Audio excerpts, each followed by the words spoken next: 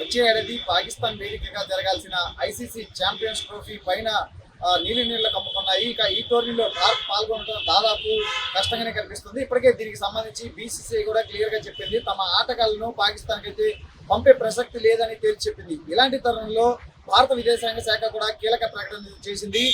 తమకు టీమిండియా ఆటగాళ్ల భద్రతే ముఖ్యం, అక్కడ ఉన్న పరిస్థితుల దృష్ట్యా తమ ఆటగాళ్లను దాయాది దేశానికి పంపించే పరిస్థితి లేదు అంటూ కూడా విదేశాంగ శాఖ అధికార ప్రతినిధి రణ్దీప్ జైస్వాల్ అయితే తాజాగా మీడియాతో చెప్పిన పరిస్థితి అయితే ఉంది. సో వీటన్నిటిని బట్టి చూస్తే ఖచ్చితంగా పొరుగు దేశమైన పాకిస్తాన్ కు వెళ్లి ఐసీసీ ఛాంపియన్స్ ట్రోఫీలో టీమిండియా పాల్గొనడం ఇక దాదాపుగా కష్టంగా కనిపిస్తుంది. ఇక దీనికి సంబంధించి ఇప్పటికే ఐసీసీ కూడా పాకిస్తాన్ తో సంప్రదింపులు జరుపుతోంది.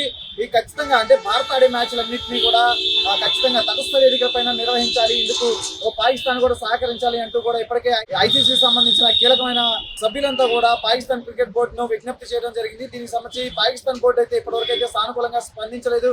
ఖచ్చితంగా అంటే మిగతా దేశాలకు సంబంధించిన ఆటగాళ్లకు లేని సమస్య టీమిండియా కేవలం భారత ఆటగాళ్లకు మాత్రమే ఎందుకు వస్తుంది, తాము ఖచ్చితంగా భారత ఆటగాళ్లకు సంపూర్ణ భద్రత కల్పిస్తాం, ఎటువంటి అవాంఛనీయ ఘటనలు జరగకుండా చూసుకుంటాం అంటూ కూడా పాకిస్తాన్ బోర్డు అయితే పదే పదే చెప్తూ వస్తుంది. బట్ ఇలాంటి తరుణంలో అటు భారత్ పాకిస్తాన్ మధ్య గత కొన్నేళ్లుగా జరుగుతున్న ఉద్రిక్త పరిస్థితుల నడుమ టీమిండియా ఆటగాళ్లను మాత్రం పాకిస్తాన్ కు ఎట్టి పరిస్థితుల్లో పంపేది లేదు అంటూ కూడా భారత విదేశాంగ శాఖ అయితే తాజాగా స్పష్టం చేసింది. ఇక ఇదే విషయాన్ని గత కొద్ది రోజులుగా బీసీసీఐ సంబంధించిన ఉన్నతాధికారులు కూడా చెబుతూ వస్తున్నారు. ఇప్పటికే దీనికి సంబంధించి ఐసీసీ కూడా క్లియర్ గా ఒక సమాచారం అయితే ఇచ్చారు. తమ ఆటగాళ్లు టీమిండియా భారత జట్టు ఆటగాళ్లు మాత్రం ఏ ఒక్కరు కూడా పాకిస్తాన్ గడ్డపైన అడుగు పెట్టబోరు అంటూ కూడా ఇప్పటికే ఒక స్టేట్మెంట్ కూడా ఇచ్చారు.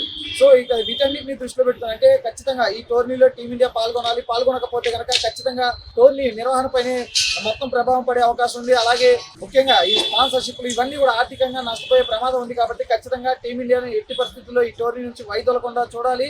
అలాగే పాకిస్తాన్ గడ్డ మీద ఆడడం టీమిండియాకు ఇబ్బందికరంగా ఉంది కాబట్టి ఖచ్చితంగా తటస్థ వేదికల్లో దుబాయ్ గానీ షార్జా గానీ ఇలాంటి వేదికల్లో ఈ మ్యాచ్లు నిర్వహించాలని చెప్పి కూడా ఐసీసీ ఇప్పటికే పాకిస్తాన్ క్రికెట్ బోర్డు ముందు ఒక ప్రపోజల్ అయితే పెట్టింది. కానీ ఇప్పటివరకైతే పాకిస్తాన్ క్రికెట్ బోర్డు దీనిపైన ఎటువంటి స్పందన ఇవ్వలేదు. ఖచ్చితంగా ఎట్టి పరిస్థితుల్లో టీమిండియాను మాత్రం తమ గడ్డ మీదకు తీసుకురావాల్సిందే, ఖచ్చితంగా మా దేశంలో పాకిస్తాన్ లోనే ఈ టోర్నీ జరగాలి అంటూ కూడా వాళ్ళంతా కూడా పట్టుబట్టిన పరిస్థితి అయితే ఉంది. ఒకవేళ అదే కనుక జరిగితే కనుక ఖచ్చితంగా పాకిస్తాన్ అంటే ఒకవేళ ఈ టోర్నీ విషయంలో భారత్ కనుక వైదొలిగితే పాకిస్తాన్ ఆర్థికంగా తీవ్రంగా నష్టపోయే అవకాశం ఉందని చెప్పి ఇప్పటికే ఐసీసీ హెచ్చరించింది. అయినా కానీ పాకిస్తాన్ ఆటగాళ్లు, పాకిస్తాన్ బోర్డు కానీ పాకిస్తాన్ సంబంధించిన మాజీ ఆటగాళ్లు మాత్రం దీనికి వీళ్ళు కూడా మొండి పట్టుబడుతున్నారు. ఖచ్చితంగా టీమిండియా మాత్రం తమ దేశానికి రావాల్సిందే, ఛాంపియన్స్ ట్రోఫీ ఖచ్చితంగా ఇక్కడే ఆడాలి అని చెప్పి కూడా వాళ్ళంతా కూడా ఒక మొండి పట్టు అయితే పట్టు కూర్చున్నారు. భారత్ మాత్రం పాకిస్తాన్కి వెళ్లేందుకు మాత్రం ఏ మాత్రం సుముఖంగా లేదని కూడా మనకు తెలుస్తుంది. ఇక వీటన్నిటికి సంబంధించి కూడా ఐసీసీకి సంబంధించిన పెద్దలు ఇప్పటికే అనేక మార్లు పీసీబీతో చర్చలు జరిపారు, కానీ ఇప్పటి వరకు స్పష్టత రాలేదు. ఇక తాజాగా చూసుకుంటే శుక్రవారం సాయంత్రం 4 గంటలకు కూడా పీసీబీ అధికారులతో ఒక భేటీ అయితే జరగాల్సి ఉంది. బట్ అది కూడా అక్కడ ఉన్న పరిస్థితుల దృష్టిలో చూస్తే అనివార్య కారణాలతో ఆ భేటీ కూడా శనివారానికి వాయిదా పడినట్లుగా కూడా మనకు సమాచారం అందుతుంది. మరోపక్క మనం గతంలో కూడా చూసాము, పాకిస్తాన్ వేదికగా జరగాల్సిన ఆసియా కప్ ను కూడా శ్రీలంకలో నిర్వహించారు. భారత ఆడే మ్యాచ్లన్నీ కూడా టీమిండియా మ్యాచ్లన్నీ కూడా శ్రీలంక వేదికగా నిర్వహించారు. సో ఈసారి కూడా అదే తరహా విధానాన్ని, హైబ్రిడ్ మోడల్ విధానాన్ని అనుసరించాలని చెప్పి కూడా టీమిండియా కోరుతుంది.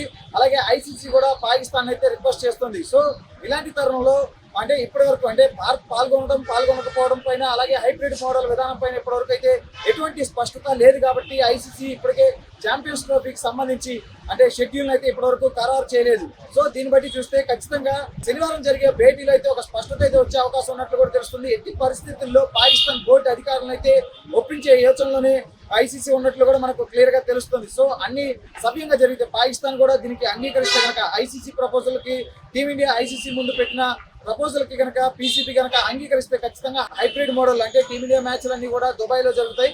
సో వీటన్నిటికీ అంగీకరిస్తే ఖచ్చితంగా ఐసీసీ ఛాంపియన్స్ ట్రోఫీ సజావుగా సాగే అవకాశం ఉంది. ఒకవేళ కనుక పాకిస్తాన్ కనుక మెట్టు దిగకపోతే ఖచ్చితంగా పాకిస్తాన్ ఆర్థికంగా నష్టపోయే అవకాశం ఉంది. భారత్ కూడా ఈ టోర్నీ నుంచి ఈ వైదొలిగే అవకాశం కూడా ఉన్నట్లు క్లియర్ గా తెలుస్తుంది. చూద్దాం మరి ఏమవుతుంది. ఎందుకంటే ఐసీసీ అధికారులు పాకిస్తాన్ బోర్డుకి సంబంధించిన అధికారులతో భేటీ కాబోతున్నారు కాబట్టి ఈ భేటీలో ఒక స్పష్టత వచ్చే అవకాశం ఉంది. ఆ తర్వాతే టోర్నీకి సంబంధించిన షెడ్యూల్ కూడా విడుదల చేయనున్నారు.